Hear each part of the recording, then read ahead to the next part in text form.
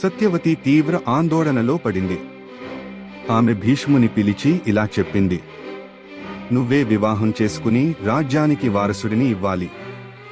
కాని భీష్ముడు తన భయంకరమైన ప్రతిజ్ఞను గుర్తు చేసుకున్నాడు. ఆయన జీవితాంతం వివాహం చేయనని, సంతానం పొందనని ప్రమాణం చేశాడు. అతను తిరస్కరించాడు.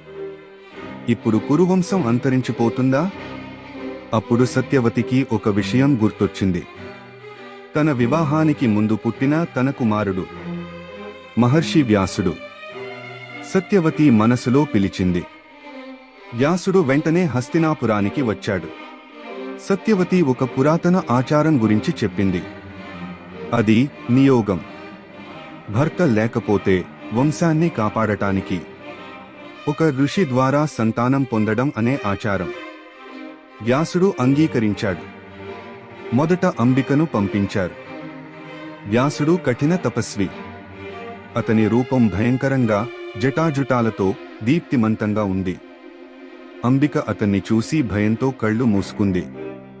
ఆమెకు పుట్టిన కుమారుడు కళ్ళు లేకుండా పుట్టాడు. అతడే ధృతరాష్ట్రుడు.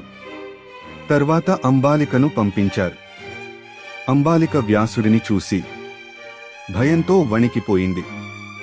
ముఖం తెల్లగా మారింది. ఆమెకు పుట్టిన కుమారుడు బలహీనంగా పుట్టాడు. అతడే పాండు. ఇద్దరు పిల్లలు ఉన్నా ఒకడు అంధుడు, ఒకడు బలహీనుడు. సత్యవతి ఇంకా సంతృప్తి చెందలేదు. మూడవసారి ఒక సేవకురాలిని పంపించారు. ఆమె భయపడలేదు. గౌరవంగా, ప్రశాంతంగా నిలబడింది. ఆమెకు పుట్టిన కుమారుడు తెలివైనవాడు, ధార్మికుడు, న్యాయవంతుడు. అతడే విదురుడు. ఇలా ముగ్గురు జన్మించారు.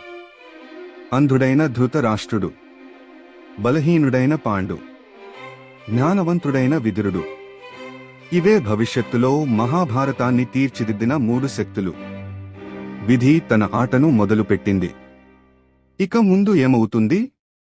ఎవరు రాజు అవుతారు? ఎవరి చేతిలో రాజ్యం ఉంటుంది? తర్వాతి భాగంలో చూస్తాం.